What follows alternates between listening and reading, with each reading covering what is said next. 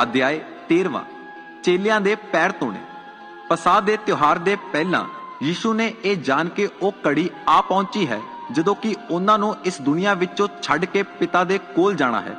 अपनियां जिन्हां नूं उन्हां ने सदा प्यार कीता अते जिहड़े इस संसार विच सन अंत तक प्यार कीता। यीशु अते उन्हां दे चेले भोजन कर रहे सन।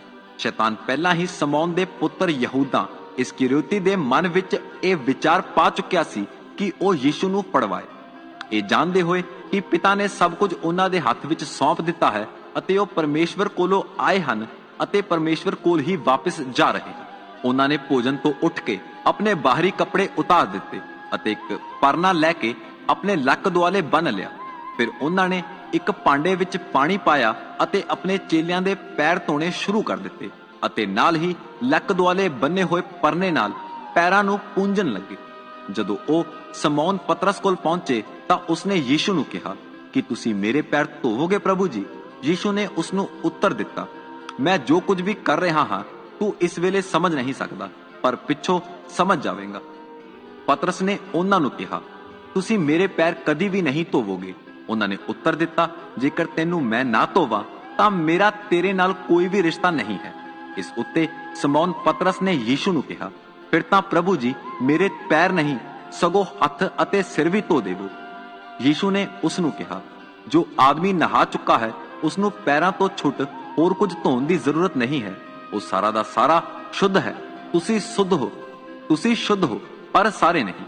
यीशु अपने फड़ाउण वाले नूं जाणदे सन, इसे लई उन्हां कहा, तुसीं सारे दे सारे शुद्ध नहीं हो। जदों यीशु उन्हां दे पैर धो चुके तां उन्हां अपने बाहरी कपड़े पा लए अते फिर अपनी थां उत्ते आके बैठ गए। उन्हां ने चेलियां नूं कहा कि तुसीं जाणदे हो कि मैं तुहाडे नाल की कीता है। तुसीं मैनूं गुरु अते प्रभु कह के सददे हो अते तुसीं ठीक ही कहंदे हो, क्योंकि मैं हां।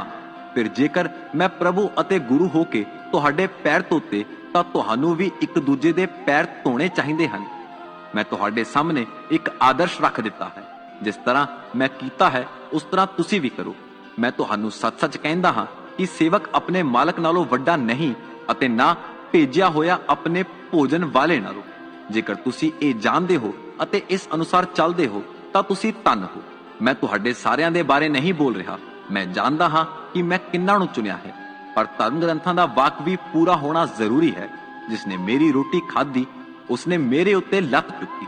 मैं तुहानूं ਇਹ ਹੋਣ ਤੋਂ ਪਹਿਲਾਂ ਹੀ ਦੱਸ ਦਿੱਤਾ ਕਿ ਜਦੋਂ ਇਹ ਸਭ ਹੋਵੇ ਤੁਸੀਂ ਵਿਸ਼ਵਾਸ ਕਰੋ ਕਿ ਮੈਂ ਹਾਂ। ਮੈਂ ਤੁਹਾਨੂੰ ਸੱਚ-ਸੱਚ ਕਹਿੰਦਾ ਹਾਂ ਕਿ ਜੋ ਮੇਰੇ ਕੱਲੇ ਹੋਏ ਨੂੰ ਸਵੀਕਾਰ ਕਰਦਾ ਹੈ ਉਹ ਮੈਨੂੰ ਸਵੀਕਾਰ ਕਰਦਾ ਹੈ ਅਤੇ ਜੋ ਮੈਨੂੰ ਸਵੀਕਾਰ ਕਰਦਾ ਹੈ ਉਹ ਮੇਰੇ ਕੱਲਣ ਵਾਲੇ ਨੂੰ ਸਵੀਕਾਰ ਕਰਦਾ ਹੈ। ਪ੍ਰਭੂ ਯੀਸ਼ੂ ਪਹਿਲਾਂ ਹੀ ਆਪਣੇ ਵਿਸ਼ਵਾਸਘਾਤੀ ਬਾਰੇ ਦੱਸਦੇ ਹਨ। ਇਸ ਤੋਂ ਪਿੱਛੋਂ ਪ੍ਰਭੂ ਯੀਸ਼ੂ ਆਪਣੇ ਮਨ ਵਿੱਚ ਬਹੁਤ ਦੁਖੀ ਹੋਏ। ਉਹਨਾਂ ਨੇ ਆਪਣੇ ਚੇਲਿਆਂ ਨੂੰ ਖੁੱਲੇ ਸ਼ਬਦਾਂ ਵਿੱਚ ਕਿਹਾ, मैं तुहानूं सच-सच कहंदा हां कि तुहाडे विचों एक मेरे नाल विश्वासघात करेगा। इस सुन के चेले परेशान हो गए अते एक दूजे दा मुंह तुक्कन लग पे कि उसने किस बारे कहा। चेलियां विचों जिस नूं यीशु प्यार करदे सन उन्हां ने सज्जे पासे नाल जुड़ के बैठा होया सी। शमौन पतरस ने उस चेले दो पिछों झुक के उसनूं कहा, पुछ वो कौन है जिस दे बारे ये कह रहे हैं। उस चेले ने इसे तरह यीशु दी छाती वल झुक के उन्हां तो पुछया, वो कौन है? यीशु ने उत्तर दिता, जिसनूं मैं बुरकी तोड़ के देवां ओही है। उन्हां ने बुरकी तोड़ी अते लैके शमौन दे पुत्र यहूदा इस्करियोती नूं दित्ती। बुरकी लैंदियां ही शैतान उस विच आ गया। इसलिए यीशु ने उसनूं कहा, जो कुछ तू करना है छेती कर। ਜਿਹੜੇ ਭੋਜਨ कर रहे सन उन्हां विचों कोई भी ना समझ सकिया कि यीशु ने उसनूं की कहा। कुछ लोकां ने सोचिया कि यहूदा कोल थैली रहिंदी है अते यीशु ने उसनूं कहा है कि त्योहार दे लई जो लोड़ींदा है खरीद जां कुछ गरीबां नूं दे। यहूदा बुरकी लैण दे पिछों एकदम बाहर चला गया। ਇਹ रात दा समा सी। नवी आ गया। जदों यहूदा बाहर चला गया तां यीशु ने कहा, हर मनुख दे पुत्र दी वडियाई होई अते उस राही परमेश्वर दी वडियाई होई। जेकर उस विच परमेश्वर दी वडियाई होई तां परमेश्वर भी अपने विच उसदी वडियाई करेगा।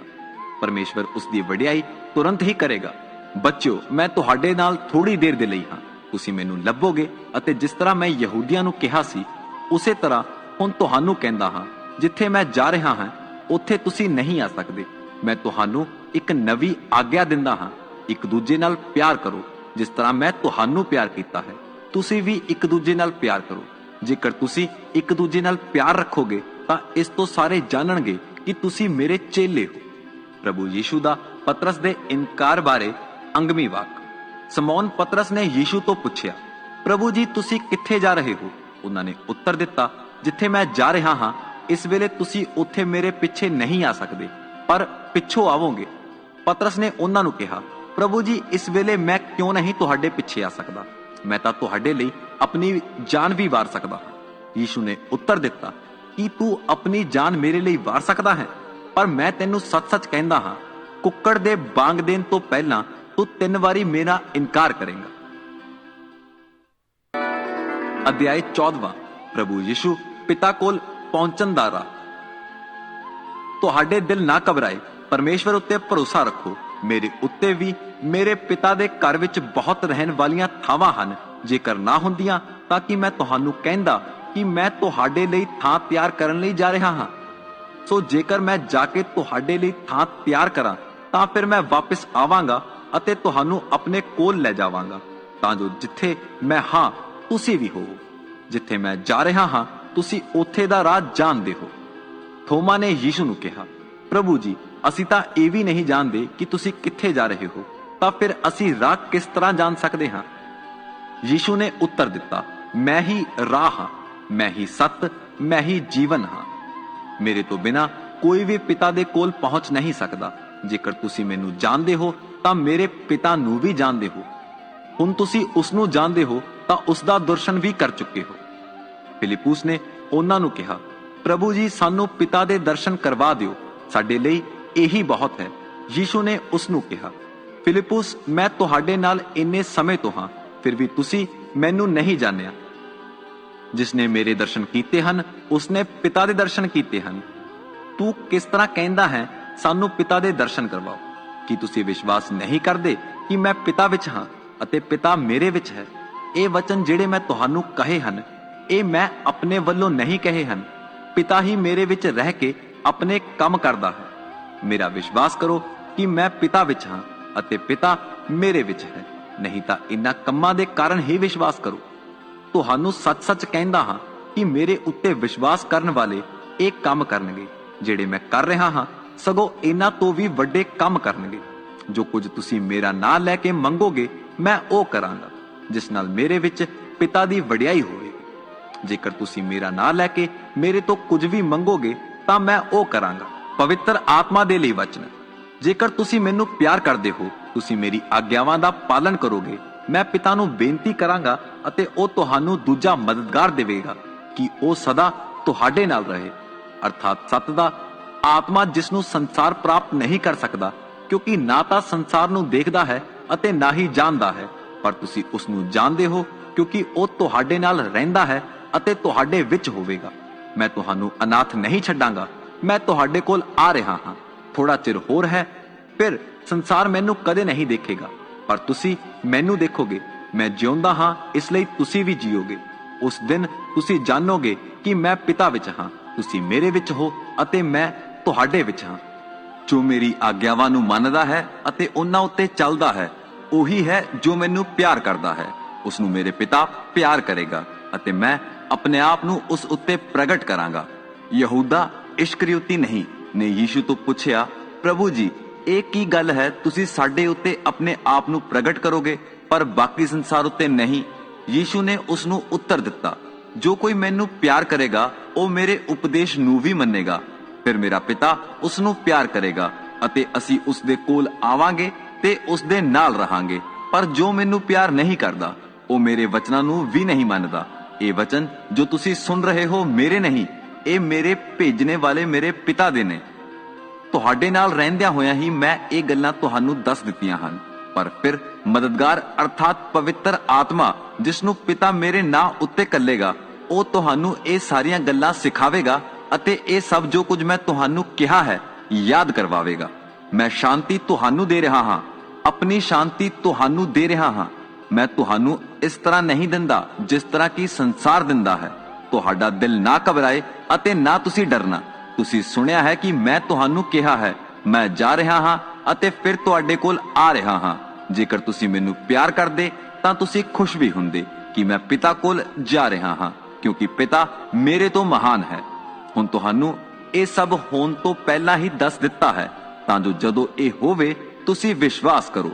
ਮੈਂ ਤੁਹਾਡੇ ਨਾਲ ਹੋਰ ਜ਼ਿਆਦਾ ਦੇਰ ਨਹੀਂ ਬੋਲਾਂਗਾ, ਕਿਉਂਕਿ ਇਸ ਸੰਸਾਰ ਦਾ ਸਰਦਾਰ ਆ ਰਿਹਾ ਹੈ। ਉਸ ਨੂੰ ਮੇਰੇ ਉੱਤੇ ਕੋਈ ਅਧਿਕਾਰ ਨਹੀਂ, ਪਰ ਫਿਰ ਵੀ ਜਿਸ ਤਰ੍ਹਾਂ ਪਿਤਾ ਨੇ ਮੈਨੂੰ ਕੱਲਿਆ ਹੈ, ਮੈਂ ਉਸੇ ਤਰ੍ਹਾਂ ਕਰਦਾ ਹਾਂ ਕਿ ਦੁਨੀਆ ਜਾਣ ਕੇ ਮੈਂ ਪਿਤਾ ਨੂੰ ਪਿਆਰ ਕਰਦਾ ਹਾਂ। ਉਠੋ, ਇੱਥੋਂ ਚੱਲੀਏ। ਅਧਿਆਇ 15ਵਾਂ। ਪ੍ਰਭੂ ਯੀਸ਼ੂ ਅੰਗੂਰ ਦੀ ਅਸਲੀ ਵੇਲ। ਮੈਂ ਅੰਗੂਰ ਦੀ ਅਸਲੀ ਵੇਲ ਹਾਂ ਅਤੇ ਮੇਰੇ ਪਿਤਾ ਮਾਲੀ ਹੈ। ਹਰ ਟਹਿਣੀ ਜਿਹੜੀ ਫਲ ਨਹੀਂ ਦਿੰਦੀ ਉਸ ਨੂੰ ਕੱਟ ਦਿੰਦਾ ਹੈ, ਅਤੇ ਜਿਹੜੀ ਫਲ ਦਿੰਦੀ ਹੈ ਉਸ ਨੂੰ ਛਾਂਟਦਾ ਹੈ ਕਿ ਉਹ ਹੋਰ ਜ਼ਿਆਦਾ ਫਲ ਦੇਵੇ। ਤੁਸੀਂ ਉਸ ਵਚਨ ਦੇ ਕਾਰਨ ਜਿਹੜਾ ਮੈਂ ਤੁਹਾਨੂੰ ਕਹਿ ਚੁੱਕਾ ਹਾਂ ਪਹਿਲਾਂ ਹੀ ਸ਼ੁੱਧ ਹੋ ਚੁੱਕੇ ਹੋ। ਮੇਰੇ ਵਿੱਚ ਰਹੋ ਜਿਸ ਤਰ੍ਹਾਂ ਮੈਂ ਤੁਹਾਡੇ ਵਿੱਚ ਹਾਂ। ਜਿਸ ਤਰ੍ਹਾਂ ਟਹਿਣੀ ਜੇਕਰ ਵੇਲ ਵਿੱਚ ਨਾ ਰਹੇ ਤਾਂ ਉਹ ਫਲ ਨਹੀਂ ਦਿੰਦੀ, ਉਸੇ ਤਰ੍ਹਾਂ ਜੇਕਰ ਤੁਸੀਂ ਮੇਰੇ ਵਿੱਚ ਨਾ ਰਹੋ ਤਾਂ ਫਲ ਨਹੀਂ ਸਕਦੇ। ਮੈਂ ਅੰਗੂਰ ਦੀ ਵੇਲ ਹਾਂ ਅਤੇ ਤੁਸੀਂ ਟਹਿਣੀਆਂ ਹੋ। ਜੋ ਮੇਰੇ ਵਿੱਚ ਰਹਿੰਦਾ ਹੈ ਮੈਂ ਉਸ ਵਿੱਚ ਰਹਿੰਦਾ ਹਾਂ ਅਤੇ ਉਹ ਬਹੁਤ ਫਲ ਦਿੰਦਾ ਹੈ। ਮੇਰੇ ਤੋਂ ਵੱਖਰੇ ਹੋ ਕੇ ਤੁਸੀਂ ਕੁਝ ਵੀ ਨਹੀਂ ਕਰ ਸਕਦੇ। ਜੇ ਕੋਈ ਮੇਰੇ ਵਿੱਚ ਨਹੀਂ ਰਹਿੰਦਾ ਤਾਂ ਉਹ ਸੁੱਕੀ ਟਹਿਣੀ ਦੀ ਤਰ੍ਹਾਂ ਸੁੱਟ ਦਿੱਤਾ ਜਾਂਦਾ ਹੈ। ਫਿਰ ਲੋਕੀ ਸੁੱਕੀਆਂ ਟਹਿਣੀਆਂ ਨੂੰ ਇਕੱਠਾ ਕਰਕੇ ਅੱਗ ਵਿੱਚ ਝੋਂਕ ਦਿੰਦੇ ਨੇ ਅਤੇ ਉਹਨੂੰ ਸੁਆਹ ਕਰ ਦਿੰਦੇ ਹਨ। ਜੇਕਰ ਤੁਸੀਂ ਮੇਰੇ ਵਿੱਚ ਰਹੋ ਅਤੇ ਮੇਰੇ ਵਚਨ ਤੁਹਾਡੇ ਵਿੱਚ ਰਹਿਣ ਤਾਂ ਜੋ ਕੁਝ ਵੀ ਤੁਸੀਂ ਚਾਹੋ ਅਤੇ ਮੰਗੋ ਤੁਹਾਡੇ ਲਈ ਹੋ ਜਾਵੇਗਾ। ਮੇਰੇ ਪਿਤਾ ਦੀ ਵਡਿਆਈ ਇਸੇ ਵਿੱਚ ਹੈ ਕਿ ਤੁਸੀਂ ਬਹੁਤਾ ਫਲ ਦੇਵੋ ਅਤੇ ਇਸ ਤਰ੍ਹਾਂ ਤੁਸੀਂ ਮੇਰੇ ਚੇਲੇ ਬਣ ਜਾਵੋ। ਜਿਸ ਤਰ੍ਹਾਂ ਮੇਰੇ ਪਿਤਾ ਨੇ ਮੈਨੂੰ ਪਿਆਰ ਕੀਤਾ ਹੈ ਉਸੇ ਤਰ੍ਹਾਂ ਮੈਂ ਵੀ ਤੁਹਾਨੂੰ ਪਿਆਰ ਕੀਤਾ ਹੈ। ਮੇਰੇ ਪਿਆਰ ਵਿੱਚ ਬਣੇ ਰਹੋ। ਜੇਕਰ ਤੁਸੀਂ ਮੇਰੀਆਂ ਆਗਿਆਵਾਂ ਨੂੰ ਮੰਨੋਗੇ ਤਾਂ ਤੁਸੀਂ ਮੇਰੇ ਪਿਆਰ ਵਿੱਚ ਬਣੇ ਰਹੋਗੇ, ਜਿਸ ਤਰ੍ਹਾਂ ਮੈਂ ਆਪਣੇ ਪਿਤਾ ਦੀਆਂ ਆਗਿਆਵਾਂ ਨੂੰ ਮੰਨਦਾ ਹਾਂ ਅਤੇ ਉਸ ਦੇ ਪਿਆਰ ਵਿੱਚ ਰਹਿੰਦਾ ਹਾਂ। ਮੈਂ ਤੁਹਾਨੂੰ ਇਹ ਗੱਲਾਂ ਇਸ ਲਈ ਕਹਿਣੀਆਂ ਹਨ ਕਿ ਮੇਰਾ ਆਨੰਦ ਤੁਹਾਡੇ ਵਿੱਚ ਹੋਵੇ ਅਤੇ ਤੁਹਾਡਾ ਆਨੰਦ ਪਰਿਪੂਰਨ ਹੋਵੇ। ਮੇਰੀ ਆਗਿਆ ਇਹ ਹੈ ਕਿ ਤੁਸੀਂ ਇੱਕ ਦੂਜੇ ਨਾਲ ਪਿਆਰ ਕਰੋ, ਜਿਸ ਤਰ੍ਹਾਂ ਮੈਂ ਤੁਹਾਡੇ ਨਾਲ ਕੀਤਾ ਹੈ। ਇਸ ਤੋਂ ਵੱਧ ਕੇ ਕਿਸੇ ਦਾ ਵੱਡਾ ਪਿਆਰ ਨਹੀਂ ਕਿ ਕੋਈ ਆਪਣੇ ਮਿੱਤਰਾਂ ਦੇ ਲਈ ਆਪਣਾ ਜੀਵਨ ਦੇ ਦੇਵੇ। ਤੁਸੀਂ ਮੇਰੇ ਮਿੱਤਰ ਠਹਿਰੋਗੇ ਜੇਕਰ ਤੁਸੀਂ ਉਹੀ ਕਰੋ ਜੋ ਮੈਂ ਆਗਿਆ ਦਿੰਦਾ ਹਾਂ। ਅੱਗੇ ਤੋਂ ਮੈਂ ਤੁਹਾਨੂੰ ਨੌਕਰ ਨਹੀਂ ਕਹਾਂਗਾ, ਕਿਉਂਕਿ ਨੌਕਰ ਨਹੀਂ ਜਾਣਦਾ ਕਿ ਉਸ ਦਾ ਮਾਲਿਕ ਕੀ ਕਰਦਾ ਹੈ। ਮੈਂ ਤੁਹਾਨੂੰ ਮਿੱਤਰ ਕਿਹਾ ਹੈ, ਕਿਉਂਕਿ ਜੋ ਕੁਝ ਮੈਂ ਆਪਣੇ ਪਿਤਾ ਕੋਲੋਂ ਸੁਣਿਆ ਹੈ ਤੁਹਾਨੂੰ ਦੱਸ ਦਿੱਤਾ ਹੈ। ਤੁਸੀਂ ਮੈਨੂੰ ਨਹੀਂ ਚੁਣਿਆ, ਪਰ ਮੈਂ ਤੁਹਾਨੂੰ ਚੁਣਿਆ ਹੈ ਅਤੇ ਨਿਯੁਕਤ ਕੀਤਾ ਹੈ ਕਿ ਤੁਸੀਂ ਜਾ ਕੇ ਫਲਦਾਰ ਬਣੋ ਅਤੇ ਤੁਹਾਡਾ ਫਲ ਸਥਿਰ ਰਹੇ। ਫਿਰ ਤੁਸੀਂ ਜੋ ਕੁਝ ਮੇਰੇ ਨਾਂ ਉੱਤੇ ਪਿਤਾ ਕੋਲੋਂ ਮੰਗੋ ਉਹ ਤੁਹਾਨੂੰ ਦੇਵੇਗਾ। ਇਹ ਆਗਿਆਵਾਂ ਮੈਂ ਇਸ ਲਈ ਦਿੱਤੀਆਂ ਹਨ ਕਿ ਤੁਸੀਂ ਇੱਕ ਦੂਜੇ ਨਾਲ ਪਿਆਰ ਕਰੋ। ਸੰਸਾਰ ਦੀ ਕਿਰਨਾ। ਜੇਕਰ ਸੰਸਾਰ ਤੁਹਾਡੇ ਨਾਲ ਕਿਰਨਾ ਕਰਦਾ ਹੈ ਤਾਂ ਤੁਹਾਨੂੰ ਯਾਦ ਰੱਖਣਾ ਚਾਹੀਦਾ ਹੈ ਕਿ ਉਸਨੇ ਪਹਿਲੇ ਮੇਰੇ ਨਾਲ ਕਿਰਨਾ ਰੱਖੀ ਹੈ।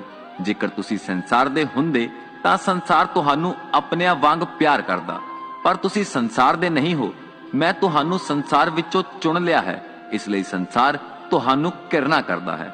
ਯਾਦ ਰੱਖੋ ਮੈਂ ਤੁਹਾਨੂੰ ਕੀ ਆਖਿਆ ਸੀ, ਨੌਕਰ ਆਪਣੇ ਮਾਲਕ ਨਾਲੋਂ ਵੱਡਾ ਨਹੀਂ ਹੁੰਦਾ। ਜੇਕਰ ਉਹਨਾਂ ਮੈਨੂੰ ਸਤਾਇਆ ਤਾਂ ਤੁਹਾਨੂੰ ਵੀ ਸਤਾਉਣਗੇ, ਅਤੇ ਜੇਕਰ ਮੇਰਾ ਉਪਦੇਸ਼ ਮੰਨਿਆ ਤਾਂ ਤੁਹਾਡਾ ਵੀ ਮੰਨਣਗੇ। ਪਰ ਉਹ ਸਾਰੀਆਂ ਗੱਲਾਂ ਮੇਰੇ ਨਾਂ ਦੇ ਕਾਰਨ ਤੁਹਾਡੇ ਨਾਲ ਕਰਨਗੇ, ਕਿਉਂਕਿ ਮੇਰੇ ਕੱਲਣ ਵਾਲੇ ਨੂੰ ਨਹੀਂ ਜਾਣਦੇ। ਉਹ ਪਾਪੀ ਨਾ ਠਹਿਰਦੇ ਜੇਕਰ ਮੈਂ ਨਾ ਆਉਂਦਾ ਅਤੇ ਉਹਨਾਂ ਨਾਲ ਨਾ ਬੋਲਦਾ। ਪਰ ਹੁਣ ਉਹਨਾਂ ਕੋਲ ਆਪਣੇ ਪਾਪਾਂ ਲਈ ਕੋਈ ਬਹਾਨਾ ਨਹੀਂ ਹੈ। ਜੋ ਮੈਨੂੰ ਕਿਰਨਾ ਕਰਦਾ ਹੈ ਉਹ ਪਿਤਾ ਨੂੰ ਕਿਰਨਾ ਕਰਦਾ ਹੈ। ਜੇਕਰ ਮੈਂ ਉਹਨਾਂ ਵਿੱਚ ਕੰਮ ਨਾ ਕਰਦਾ ਜੋ ਕਿਸੇ ਹੋਰ ਨੇ ਨਹੀਂ ਕੀਤੇ ਤਾਂ ਉਹ ਪਾਪੀ ਨਾ ਠਹਿਰਦੇ। ਪਰ ਹੁਣ ਤਾਂ ਇਹ ਸਭ ਉਹ ਦੇਖ ਚੁੱਕੇ ਹਨ।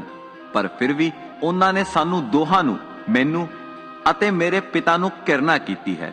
ਇਹ ਇਸ ਲਈ ਹੋਇਆ ਕਿ ਉਹਨਾਂ ਦੀ ਵਿਵਸਥਾ ਦਾ ਇਹ ਵਾਕ ਪੂਰਾ ਹੋਵੇ। ਉਹਨਾਂ ਨੇ ਮੈਨੂੰ ਐਵੇਂ ਹੀ ਕਿਰਨਾ ਕੀਤੀ। ਪਰ ਜਦੋਂ ਮਦਦਗਾਰ ਆਏਗਾ ਜਿਸ ਨੂੰ ਮੈਂ ਪਿਤਾ ਦੇ ਕੋਲੋਂ ਤੁਹਾਡੇ ਕੋਲ ਘੱਲਾਂਗਾ, ਅਰਥਾਤ ਸੱਤ ਦਾ ਆਤਮਾ ਜੋ ਪਿਤਾ ਤੋਂ ਨਿਕਲਦਾ ਹੈ, ਮੇਰੇ ਬਾਰੇ ਗਵਾਹੀ ਦੇਵੇਗਾ। ਤੁਸੀਂ ਵੀ ਮੇਰੀ ਗਵਾਹੀ ਦੇਵੋਗੇ ਕਿਉਂਕਿ ਤੁਸੀਂ ਮੇਰੇ ਨਾਲ ਸ਼ੁਰੂ ਤੋਂ ਹੋ।